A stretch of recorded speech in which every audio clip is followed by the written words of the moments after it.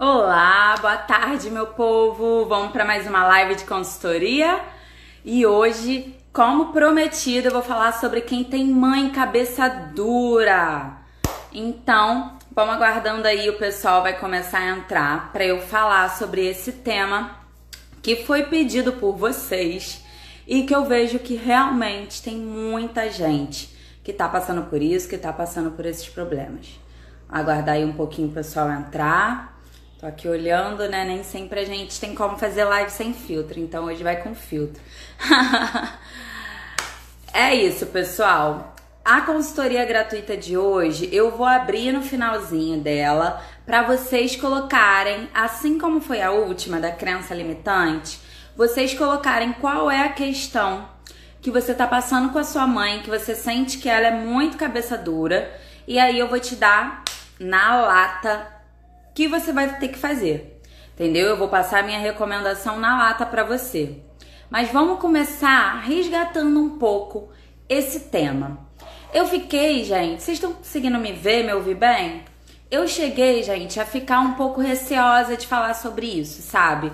Porque eu, particularmente, já tenho um pouco de receio com esse termo. Minha mãe é muito cabeça dura. Quando as pessoas vêm pra mim, pra consultoria e falam isso, eu tento desconstruir essa imagem. Por quê, gente? O que é uma pessoa cabeça dura? É quem não concorda com a gente. É quem pensa diferente da gente. Para e pensa, se você é bagunceira, chega uma pessoa no seu trabalho que é muito organizadinha, que é virginiana, sabe? Coloca tudo nos seus devidos lugares, você fala que essa pessoa é o quê? Cri-cri, metódica, que ela é muito paranoica, que ela é muito organizada, que chega a ser chata. Porque você é bagunceira. Agora, se é ao contrário, se você é muito organizada, muito metódica, tudo no seu devido lugar, e chega uma pessoa no seu trabalho super bagunceira, que você vê a mesa da pessoa e é papel pra cima de papel, você não sabe onde está nada. O que você acha dessa pessoa? Provavelmente você vai achar que ela é bagunceira. Oi, Tainá, seja bem-vinda. Eu tô aqui explicando isso, gente, que a mãe cabeça dura, que é o que a gente vai falar hoje, é justamente pelo fato dela ter um pensamento diferente do nosso. A gente costuma achar que todas as pessoas que pensam diferente da gente têm cabeça dura, principalmente quando a gente não consegue convencer a pessoa do que a gente quer. E aí eu usei esse exemplo da bagunça e tem outros, como por exemplo, eu não sou muito de planejar viagens.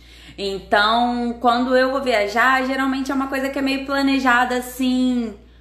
Não diria em cima da hora, na minha cabeça tá muito planejado. Na minha cabeça eu sei pra onde eu vou, eu sei a data que eu vou e o dinheiro tá reservado, então tá ótimo. Mas eu já tive experiência de viajar com pessoas que pensam em cada detalhe da viagem. Onde a gente vai comer no dia tal, aonde a gente vai no dia tal, qual é o passeio, vamos comprar o ingresso antes e tudo muito programado. Essa pessoa tá errada? Não tá. Eu tô errada? Também não tô. A gente precisa perder, na verdade, abrir mão, soltar essa visão de que ou é certo ou é errado, ou é branco ou é preto. A vida é bem diferente disso, a vida é muito mais ampla do que isso. Hoje eu tô super filosófica, super fofa aqui com vocês. Então, não quer dizer que a pessoa que planeja demais tá errada e nem que eu que prefiro as viagens acontecendo no dia a dia estou errada. Simplesmente a gente tem pontos de vista e opiniões diferentes. E é um pouco disso que eu venho trazer. Primeiro, para quebrar, gente, essa crença de que você tem, de que a sua mãe é cabeça dura. Sabe por quê? Olha em quantas coisas essa crença vai te atrapalhar. Vai te atrapalhar que você chegue com uma ideia nova para sua mãe, porque você vai achar que ela nunca vai aceitar. Vai te atrapalhar de ter uma conversa sincera, porque você sempre vai estar acreditando que se ela discordar de você, ela vai te julgar e te criticar. Eu não tô falando que isso não acontece, gente, mas a gente precisa entender que tem como transformar, que tem como modificar. E para isso precisa largar esse peso, sabe? É como se fosse uma âncora na nossa vida, ficar chamando a nossa mãe de cabeça dura, ou ficar falando que o nosso parceiro é muito cabeça dura, que a nossa irmã é muito cabeça dura. Simplesmente eles têm opiniões diferentes da nossa, entende? Essa eu acho que é a clareza dessa live. Já posso até ir embora. Mentira, que ainda tem coisa pra caramba pra eu falar. Então, e no final vai ter a consultoria aqui pra vocês falarem qual é o problema que vocês estão passando em relação à sua mãe, que é a cabeça dura. Você achava que ela era cabeça dura, que a gente tá começando a desconstruir isso. E eu vou te dizer o que você tem que fazer. Então, vamos lá. Por que você ficar tentando, achando que a sua mãe é cabeça dura e tentando convencer ela do contrário, numa opinião que ela tem, não tá adiantando de nada? Por que você acha que você já tentou isso 1, 2, 3, 50 vezes e todas as vezes você não conseguiu fazer com que ela mudasse de opinião? Sabe por quê? Porque as pessoas não gostam de ser criticadas. Ninguém gosta de ser criticado. Ninguém gosta de admitir que tá errado. Vamos fazer uma autorreflexão aqui. É bem difícil achar alguém que fala: ah, eu adoro tá errado. Toda vez que eu tô errado, eu assumo. É só a pessoa falar que é de outro jeito que eu vou lá e falo: ah, realmente eu tô errada. É até perigoso, né, se a pessoa chega a esse ponto, porque ela não tem uma personalidade, uma opinião própria. Então, assim, o Daniel Carnegie, que é o escritor do Como Fazer Amigos e Influenciar Pessoas, ele fala muito bem disso. Acho que o primeiro capítulo todo é sobre isso, e ele usa muitos exemplos, como, por exemplo, a história de Bonnie e Clyde, lá dos Estados Unidos. Não sei se vocês conhecem, mas tem vários filmes na Netflix falando deles. Um específico é o Estrada Sem Lei. Vocês já viram? Que é sobre os policiais que perseguem eles. Qual é a história do Bonnie e da Clyde? Eles são ladrões nos Estados Unidos de banco, né? E saem pelos Estados Unidos todos, isso mais ou menos na década de 60, que foi depois daquele boom nos Estados Unidos, que a economia estava ótima, e depois começou a ter uma depressão em 59, a economia caiu, eles começaram a roubar bancos. Sabe o que? E esse é fatos reais, tá, gente? Sabe o que eles viraram? Os heróis da América. Eles viraram os heróis da América, roubando vários bancos e matando vários policiais. E sabe por quê? Porque eles falavam para as pessoas que eles eram apenas um casal apaixonado jovem querendo viver o sonho deles. Em momento nenhum, Bonnie e Clyde admitiu que o que eles estavam fazendo era errado. Em nenhum momento eles admitiram que matar aqueles policiais que eles matavam na hora que eles iam roubar o banco estava errado. Sabe por quê? Por mais grave que a pessoa tenha feito uma coisa, ela vai ter resistência em admitir que aquilo era um erro. Ela só vai admitir que aquilo estava errado se for em casos muito extremos, como, por exemplo, ela tiver um prejuízo muito grande, uma perda muito grande com aquela atitude. E aí, depois de um tempo, ela pode refletir. Provavelmente ela vai assumir para ela que ela estava errada, mas para você, jamais. Entende? E não adianta a gente ficar tentando convencer a nossa mãe de que ela tá errada de uma opinião dela, de que ela é cabeça dura, porque provavelmente ela não vai admitir isso. Então, a gente já parte do princípio de que esquece esse negócio de ficar tentando convencer. É até um engano. Tem muita gente que às vezes... muita gente não, mas algumas pessoas equivocadamente me mandam mensagem no inbox, às vezes falando: eu preciso convencer a minha mulher disso. Eu preciso convencer o meu marido disso. Eu falo: gente, eu até poderia te explicar técnicas de convencimento, sim. Só que essa não é a minha missão. O meu propósito é trazer harmonia para lares, para famílias. Então, assim, convencimento é uma coisa que ela é rasa, só vai até certo ponto. Depois daquilo ali, provavelmente você vai perceber que vai declinar, que vai afundar, porque você não vai conseguir ficar convencendo a pessoa sempre. Como que você faz isso, então, de maneira íntegra, de maneira realmente honesta e verdadeira com a sua mãe? Vamos lá, a gente vai chegar na hora da consultoria que vocês vão poder me falar aqui qual é a questão que vocês estão passando com a sua mãe, que ela tem um posicionamento, uma opinião muito fechada e que vocês querem tentar conversar com ela sobre isso, tá? Eu vou abrir aqui para vocês comentarem e eu vou responder cada uma. Mas, voltando para a questão do convencimento, a gente não está trabalhando aqui com a tentativa de convencer ninguém. A gente está tentando trabalhar aqui com exposições de ideias diferentes. Então, ao invés de você ficar tentando martelar no assunto, você parte, porque isso é o jeito errado de fazer. Quanto mais você martelar no assunto, mais ela vai ficar rígida, mais ela vai ficar ali dura na posição dela e mais difícil vai ser que vocês cheguem num acordo, entende? Porque é diferente de certo e errado, é entrar num consenso que seja bom para as duas. Então, ao invés de você ficar tentando convencer ela, você vai partir do pensamento de que ela tem autonomia de vontade e que se ela pensa de um jeito e você pensa de outro, tudo bem, isso sempre vai ser respeitado. Acima de tudo, respeito.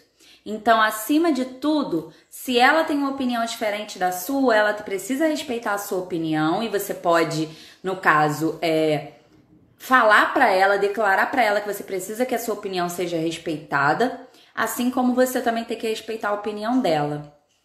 Isso já vai trazer uma harmonia muito grande para a relação de vocês. E agora, o pulo do gato. A outra parte, que é o jeito certo que eu considero de fazer isso. Se você tá tendo uma questão com a sua mãe específica, por exemplo, eu vou usar aqui um exemplo que eu gosto muito, que é quando a mãe tem alguma restrição alimentar. Ah, minha mãe é diabética, Edilane, não pode comer doce, mas vive comendo doce. Ou minha mãe tem pressão alta e vive comendo salgado, fritura, tudo que não pode. O que você vai fazer nessa situação? Você, primeiro de tudo, vai ter a conversa, vai ter todo o passo a passo que eu explico da estratégia da conversa, para você expor a sua preocupação para ela. Só que tem um detalhe nisso. Você vai mostrar para ela de maneira experimentativa uma outra forma das coisas acontecerem. Uma forma das coisas acontecerem de acordo com a sua opinião. Então, por exemplo, se a sua mãe não pode comer doce e tá caindo em cima do chocolate, o que você vai mostrar para ela? E não é falando, não é discutindo, gente. É por forma de experiência. Você vai trazer receitas que sejam gostosas e que ela possa comer. E por meio dessa experiência prazerosa, e não é jogando na cara, esfregando na cara dela, não. É trazendo realmente uma experiência. E aí uma experiência tem que estar envolta de quê? De paciência, de ser uma experiência positiva, de ser uma experiência alegre, dela realmente parar e depois falar, realmente essa sobremesa que ela fez aqui, diet, tava gostosa. Realmente tem algumas coisas que estão dentro da minha dieta que eu posso comer e que são boas. Mesmo que ela não admita na hora pra você, ela vai guardar isso na memória dela. E nisso já vai ter uma virada de chave. E isso serve para várias situações, gente. Eu abro aqui agora para vocês, se você tem alguma situação que, por exemplo, você acha que a sua mãe é muito cabeça dura com aquele posicionamento, que ela não muda de ideia por nada, me fala aqui nos comentários que eu vou te sugerir, te recomendar qual é o tipo de experiência que você pode levar para ela para conseguir levar a sua visão, levar a sua perspectiva do mundo para ela de uma maneira positiva, de uma maneira que vocês saiam dessa experiência as duas felizes e contentes. Porque é segunda-feira, eu tô feliz, tô animada com essa live. Então é isso. Se vocês tiverem, pode deixar aqui no comentário. Eu também queria, gente, agradecer especialmente a Ana. sei se ela tá aqui agora nessa live com a gente, mas na live passada ela tirou um print, postou lá nos stories dela e me marcou. E aí várias amigas dela me seguiram e vieram conversar comigo sobre as suas questões familiares, graças à divulgação dela. E assim, a gente chegou aqui no Restaurando Família às 500 pessoas, né? Que seriam 500 seguidores, mas pra mim são 500 famílias impactadas. Então, eu fico muito feliz de saber que eu tô na casa de 500 famílias levando essa mensagem de harmonia, de conseguir chegar realmente a ter um consenso, sabe? Ter um relacionamento mãe e filha amoroso, um relacionamento que vocês realmente consigam conversar sobre as desavenças, sobre as diferenças de vocês e chegarem no consenso, que é a máxima pra mim. Quando chega num consenso em que os dois lados saem ganhando, gente, é o melhor dos mundos. Por quê? E é possível. Porque é o momento em que as duas vão estar satisfeitas com o que aconteceu, que as duas vão sair mais unidas daquela relação.